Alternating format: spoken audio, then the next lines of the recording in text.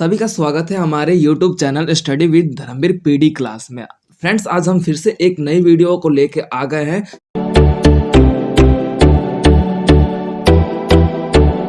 Student, आज की class में हम BHDLA 137 जो कि आपका सेकेंड ईयर का ये कोड है, हिंदी भाषा संप्रेषण और कौशल। इसके अंतर्गत हम ये देखेंगे कि जो आपके पर्टिकुलर आपके 1 से लेके 12 चैप्टर्स हैं, टोटल आपके 1 से लेके 12 चैप्टर्स है, इट मींस 12 चैप्टर है। तो पर्टिकुलर एक एक चैप्टर के बारे में हम कवर करेंगे कि पर्टिकुलर एक एक चैप्टर आपका क्या कह रहा है, उनमें कौन कौन सी टॉपिक्स, कौन कौन सी बातें आप पढ़ने वाले हैं, उसके बारे में हम पर्टिकुलर डिस्कशन करने वाले हैं। अगर स्टूडेंट्स आप लोगों को अगर वो चैप्टर्स, कोई चैप्टर्स है कि टफ लग रहा हो, डिस्कशन होने के बाद भी चैप्टर टफ लग रहा हो, तो आप उसे कमेंट सेशन में उस चैप्टर के पर्टिकुलर एक वीडियो के बारे में डिमांड भी या फिर कमेंट सेशन में मेंशन कर सकते हैं, तो हम उस पर भी न्यू वीडियो अपलोड कर देंगे। ओके फ्रेंड्स, तो आते हैं अपने वीडियो को स्टार्ट करते हैं।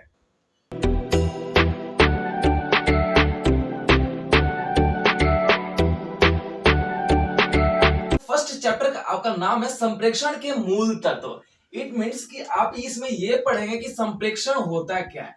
लाइक दैट, संप्रेषण को हम इंग्लिश में कन्वर्सेशन बोलते हैं। जैसे कि एक व्यक्ति दूसरे व्यक्ति से अपने विचारों का आदान प्रदान करता है, उसे ही हम संप्रेषण कहते हैं सरल शब्दों में। अब उसके अंतर्गत हम ये देखेंगे कि संप्रेषण क्यों किया जाता है, मूल तत्व यानी कि बेसिक एलिमेंट्स क्या है कि जिसके माध्यम से हम संप्रेषण करते हैं, उसके बारे में हम पर्टिकुलर पढ़ेंगे। संप्रेषण कितने प्रकार के होते हैं वो पढ़ेंगे।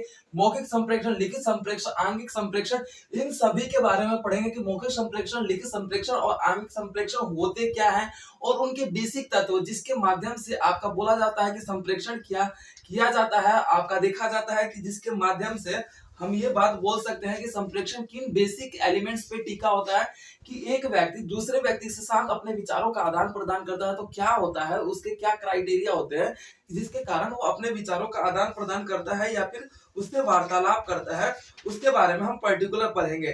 तो जिसके अंतर्गत हम ये देखेंगे कि आपके जो संप्रेषण के मूल तत्व हैं वो आपके श्रोतागण आते हैं, बोल सकते हो कि वक्तागण होते हैं, और आपके जो बोल सकते हैं कि संदेश या फिर प्राप्तकर्ता भी होते हैं, जो आपके मूल तत्व के अंतर्गत आते हैं, जो कि संप्रेषण को निभाने में, पूरा करने में अपना महत्वपूर्ण योगदान देते हैं। वो आपका संप्रेषण कहलाता है। अब स्टूडेंट बात कर लेते हैं आपका सेकंड चैप्टर में। सेकंड चैप्टर आपका नाम है, सेकंड चैप्टर का आपका नाम हो जाता है स्टूडेंट्स उचित और लिखित भाषा संप्रेषण के तत्व। उच्चरित और लिखित भाषा का, लिखित भाषा संप्रेषण के तत्व।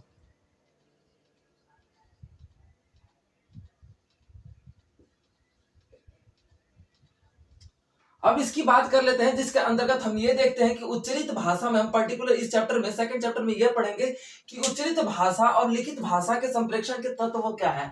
तो पहली बात तो है कि उच्चरित भाषा वो होते हैं जो हम उच्चारित या फिर मौखिक रूप में भी, मौखिक भाषा के रूप में समझ सकते हैं, जो कि हम अपने वाणी, अपने अपने मुख से द्वारा बोलकर किया गया संप्रेषण ही कहलाता है।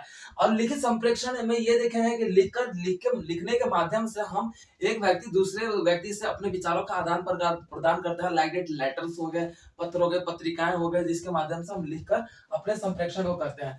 तो अब इनके अंतर्गत हम ये देखेंगे कि जो सेकंड चैप्टर में आपका उच्चरित और लिखित भाषा का जो संप्रेषण है, इन दोनों के बीच अंतर क्या होता है। लिखित भाषा आपको लंबे समय तक संभाल के रखा जा सकता है। लिखित भाषा एक प्रूफ के रूप में यानी कि एक विश्वसनीय रूप में देखा जाता है। लिखित भाषा में हम अपने क्रमबद्धता अनुसार देखते हैं, लेकिन उच्चरित भाषा में आपका बोल सकते हैं दो तरीके से किया जाता है।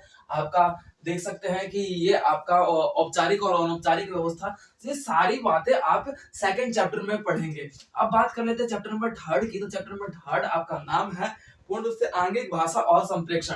आंगिक भाषा और संप्रेषण, ये संप्रेषण यहां से आ गया स्टूडेंट, मैं लिख देता हूं। अब इसके अंतर्गत हम ये देखेंगे कि आंगिक भाषा यानी कि इट मींस कि आप पर्टिकुलर ये देखेंगे कि जो हमारी आंगिक क्रिया होती है, लाइक डेट हम किसी को क्रोध होते हैं तो अपने आंखों को चढ़ा लेते हैं, हमारे चेहरे की जो झुर्रियां होती है, मांसपेशियां रुक जाती है, और उस स्थिति में सामने वाले को लगता है कि हाँ ये अब बंदा क्रोध में आ गया या गुस्से में आ गया, तो वो भी हमारा एक आंगिक संप्रेक्षण कहलाता है। और हम कई बार होता है कि अगर हमारे जैसे कि घर परिवार में आप लोग भी देखते होंगे कि कई बार हम टेलीविजन वगैरह देखते समय खाना खाते हैं, तो उस स्थिति में हमारी मम्मा या फिर हमारे पेरेंट्स पूछते हैं कि बेटा और रोटी लोगे, तो हम मुख से ना बोल के अपने एक फिंगर या फिर 2 फिंगर, इट मीन्स कि इतने रोटी मेरे को चाहिए, तो उस तरीके से भी हमारे आंगिक भाषा का संप्रेक्षण होता है। तो वो आप पर्टिकुलर चैप्टर नंबर 3 में पढ़ेंगे कि कौन से क्षेत्र में किस तरीके की आंगिक क्रिया के माध्यम से अलग अलग परिवर्तन हो जाता है। जैसे कि हम ये भी देखते हैं कि आपका जो उत्तरी भारत है, जो कि आपको गर्दन को ऊपर नीचे हिलाने से कुछ अलग संकेत निकलता है, दक्षिणी भारत में अगर गर्दन को लेफ्ट से राइट हिलाने में आपका अलग संकेत पड़ता है। तो ये एक आंगिक क्रिया के रूप में पढ़ा जाता है, जो कि आप चैप्टर नंबर 3 के अंतर्गत देखेंगे। अब बात कर लेते हैं चैप्टर नंबर 4 की। तो चैप्टर नंबर आपका 4 है संप्रेक्षण के विविध रूप।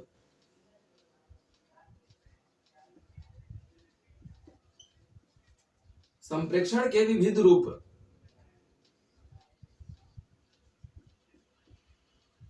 स्टूडेंट बात कर लेते हैं संप्रेक्षण के विविध रूप, यानी कि इट मींस यानी कि संप्रेक्षण के विविध रूप कौन कौन से हैं, उन रूपों के बारे में बताना है कि संप्रेक्षण जो लिखित क्रिया आपका आंगिक क्रिया आता है, और जो आपके बोल सकते हैं कि पूर्ण रूप से ये भी देखने को मिलता है कि विविध रूप की बात कर ली जाए तो संप्रेक्षण लिखित रूप में होता है, आंगिक रूप में होता है, मौखिक संप्रेक्षण होता है। अब उस स्थिति में इनके प्रकार भी कितने प्रकार के होते हैं। इट मीन्स जो आंगिक क्रिया होता है वो आपकी सांकेतिक व्यवस्था को दर्शाने का प्रयास करता है। लिखित व्यवस्था आपका बोल सकते हो कि एक बोल सकते हैं लिखित व्यवस्था के रूप में देखने को मिलता है।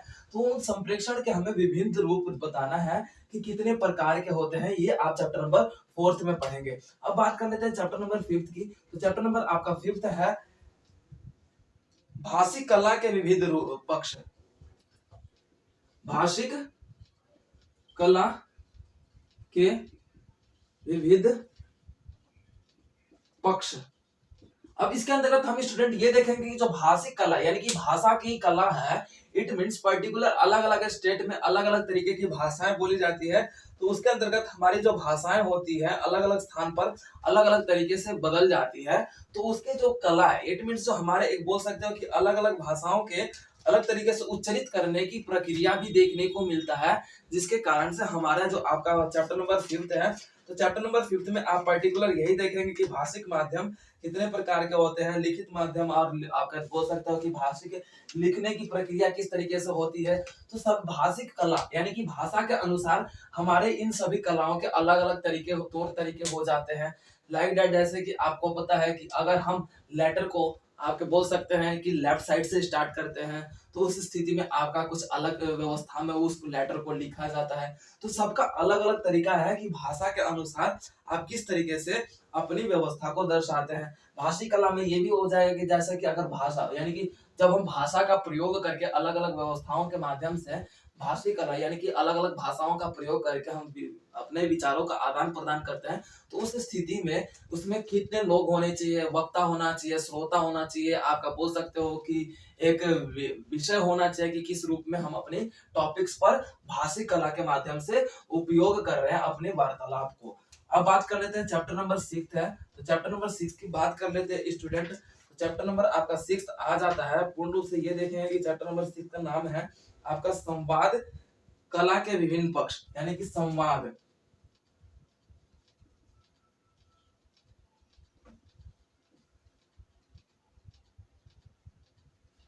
संवाद के कला के जो विभिन्न पक्ष है, जो कि आपका देखा जाता है विभिन्न है, तो इसमें यानी कि डिफरेंट है, विभिन्न पक्ष। अब इसके अंतर्गत संवाद इसमें हम ये पढ़ेंगे चैप्टर नंबर 6 में कि संवाद होता क्या है, संवाद से मतलब क्या है। तो स्टूडेंट पहली बात तो यह है कि संप्रेक्षण की जब प्रक्रिया पूर्ण हो जाती है, सफल हो जाती है, तो वो आपका संवाद कहलाता है। इट मीन्स जैसे कि अभी मैं आप लोगों को कुछ टॉपिक्स करवा रहा हूं, तो मैं ये बोल रहा हूं लाइक दैट, ये हो गया ठीक है। अब उस स्थिति में वो टॉपिक्स आप लोगों को क्लियर हो जाता है, और फिर आप मेरे से वही कन्वर्सेशन करते हैं कि हाँ सर क्लियर हो गया, तो वो आपका संवाद की स्थिति कहलाती है। अब इसके अंतर्गत हम इसके संवाद कला के विभिन्न पक्ष जो है ये देखने को मिलता है कि संवाद इट मीन्स कि आप ये पढ़ेंगे संवाद किस रूप में सफल होता है, क्या कारण है, what is the reason of complete the conversation, यानी कि कंप्लीट कन्वर्सेशन का क्या रीजन है वो आप पर्टिकुलर चैप्टर नंबर 6 में पढ़ेंगे।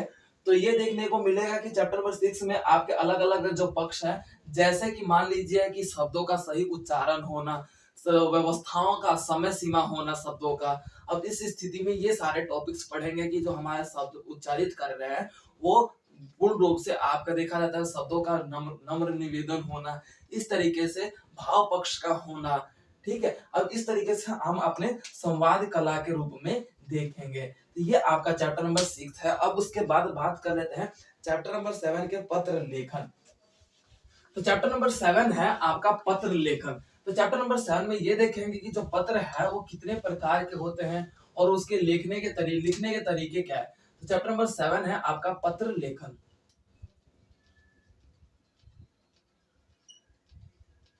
पत्र लेखन यानी कि औपचारिक, यानी कि औपचारिक पत्र है किस किस क्षेत्रों पर। और पत्र लेखन क्या होता है, इट मीन्स कि औपचारिक पत्र क्या होते हैं। औपचारिक पत्र वह पत्र होते हैं जिसको हम व्यवसाय के क्षेत्र में अत्यधिक रूप में देख सकते हैं, या फिर अपने कार्य क्षेत्र में जहां पर हम कार्य कर रहे हो, या फिर हमारे सरकारी व्यवस्था के या फिर सरकारी क्षेत्रों में देख सकते हैं। जब जैसे कि उदाहरण के तौर पे हम अपने प्रिंसिपल को पत्र लिखते हैं, तो उस स्थिति में आपका देखने को मिलता है कि हम उन्हें रिस्पेक्टेबल भावना से पत्र लिखते हैं। अगर आप जिस क्षेत्र में काम कर रहे हो, वर्क कर रहे हो, तो उसमें आपका जो बॉस है उन पे भी हम आप लोग पत्र लिखते हो लीव के लिए, लाइक दैट कुछ भी किसी भी रीजन के लिए। तो आप क्या औपचारिक तरीके से नम्र निवेदन के साथ साथ उनके रिस्पेक्ट देते हुए आप उन पत्रों का लिखने का प्रयास करते हैं। तो वो आप इसमें चैप्टर नंबर 7 में पढ़ेंगे कि कितने प्रकार के पत्र होते हैं और उन पत्र के माध्यम से हम कौन कौन से क्षेत्रों में इन पत्रों का लेखन क्रिया कर सकते हैं। अब बात कर लेते हैं संचार के लेखन, संचार के लिए लेखन।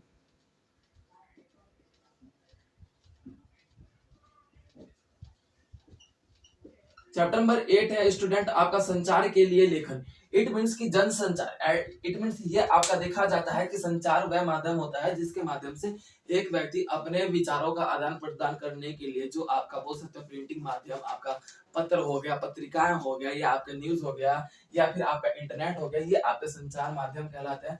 जिसके अंतर्गत हम ये देखते हैं कि जब हम अपने संपादक महोदय को पत्र लिखते हैं तो उनमें किस तरीके से क्राइटेरिया होता है, क्या क्या पैटर्न हमें यूज करना होता है। तो वह आप सभी पैटर्न को आप चैप्टर नंबर 8 में पढ़ेंगे कि संचार कितने प्रकार के होते हैं, जनसंचार के बारे में पढ़ेंगे और उन जनसंचार माध्यम से हम अपने लेखन क्रिया को किस तरीके से पूर्ण करेंगे, तो वो आप चैप्टर नंबर 8 में पढ़ेंगे। अब बात कर लेते हैं चैप्टर नंबर 9 की। तो चैप्टर नंबर 9 है आपका कार्यालय लेखन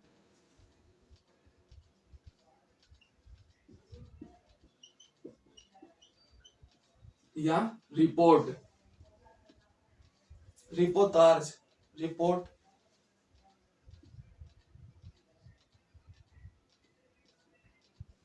रिपोर्ट और कार्यवृत्त।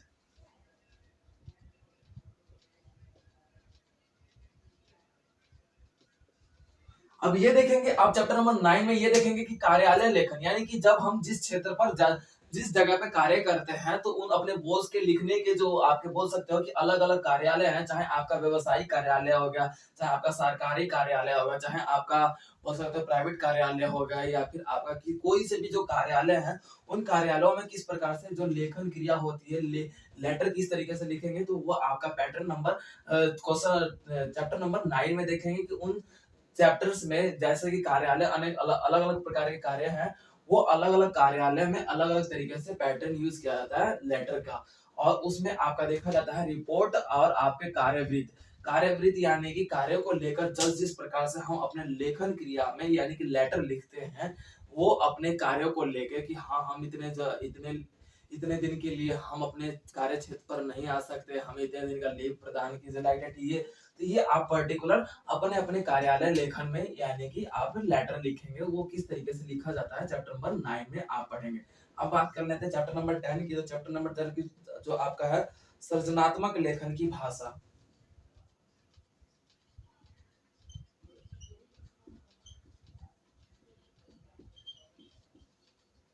सृजनात्मक लेखन की भाषा। तो स्टूडेंट ये आपका चैप्टर नंबर 10 है जो कि सृजनात्मक यानी कि जब किसी मतलब लेखन क्रिया में मतलब सृजना हो गई, यानी कि उसमें कुछ रचना हो गई, ऐसा लगता है कि ये जो आपका लेखन उस तरीके से होता है जिस पर ऐसा लगता है कि वो रियल में सच्चाई घटना पर वास्तविक रूप से वो अभी घटित हो रहा हो, वो आपका सृजनात्मक लेखन क्रिया में आता है, जो कि आप चैप्टर नंबर 10 में पढ़ेंगे। उनकी भाषा किस तरीके से उसकी रचना की जाती है वो आप चैप्टर नंबर 10 में पढ़ेंगे। तो ये आपका चैप्टर नंबर 10 था। अब बात कर लेते हैं चैप्टर नंबर 11 की। चैप्टर नंबर 11 है स्टूडेंट आपका व्यक्तिगत लेखन की भाषा। व्यक्तिगत लेखन की भाषा। अब इसमें यह है स्टूडेंट कि जब एक व्यक्ति पर्टिकुलर अपने व्यक्ति यानी कि अपने पर्सनली वर्क के लिए व्यक्ति टू व्यक्ति यानी कि बोल सकते हैं पर्सन टू पर्सन लेटर लिखता है, लाइक दैट हम अपने पेरेंट्स को लिख देते हैं, अपने डैड को लिख देते हैं, हम अपने ग्रैंडफादर को लिख देते हैं। तो उस तरीके से हमारा यह व्यक्तिगत लेखन हो गया, जिसके अंतर्गत आप पढ़ेंगे कि व्यक्तिगत लेखन को किस भाषा में किस तरीके से कौन से पैटर्न में औपचारिक में लिखा जाता है, अनौपचारिक में लिखा जाता है, तो आप चैप्टर नंबर 11 में पढ़ेंगे। अब बात कर लेते हैं आपके लास्ट चैप्टर का, जो आपका देखा जाता है कि भाषण भाषण के लिए लेखन। भाषण के लिए लेखन। इट मीन्स कि हमें यह देखने को मिलता है कि जो हम भाषण यानी कि स्पीच देते हैं, तो उसका एक स्पीच का भी एक क्राइटेरिया होता है कि जिस जिस क्षेत्र पर जिस टॉपिक पे स्पीच देना होता है तो उसके लिए लेखन क्रिया फॉलो किया जाता है। जैसे कि हमें ये देखने को मिलता है कि हम अपने नॉर्मली स्कूल में देखने को मिलता है, तो भाषण यानी कि कोई प्रिंसिपल भाषण देते हैं तो हम इस तरीके से बोल देते हैं कि जैसे कि यहाँ उपस्थित सभी मतलब जितने भी अभिभावक गण हैं, मैं उन सभी का स्वागत करता हूं आज के इस महोत्सव पर, आप सभी का अभिनंदन है। इस तरीके से हमारा एक लेखन क्रिया होता है, तो वो भी एक स्पीच का आप बोल सकते हो पैटर्न होता है, जो आप चैप्टर नंबर 12 में पढ़ेंगे कि अलग अलग भाषण का अलग अलग तरीके से आपका लेटर तैयार किया जाता था, लेटर तैयार किया जाता है। ये स्टूडेंट आपके टोटल 1 से लेकर 12 चैप्टर्स थे, जिन चैप्टर्स में आप क्या क्या पढ़ने वाले उस पर हमने डिस्कशन किया। आई होप आप लोगों को क्लियर हो चुका होगा। अब स्टूडेंट्स अगर किसी टॉपिक्स को आपको किसी चैप्टर्स को आपको क्लियर नहीं हुआ तो आप पर्टिकुलर आप कमेंट सेक्शन में मेंशन करके उस चैप्टर के वीडियो के बारे में भी बोल सकते हैं।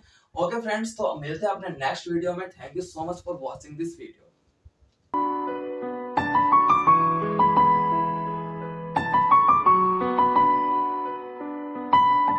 तो वीडियो को like, comment, share and subscribe करना ना भूलें।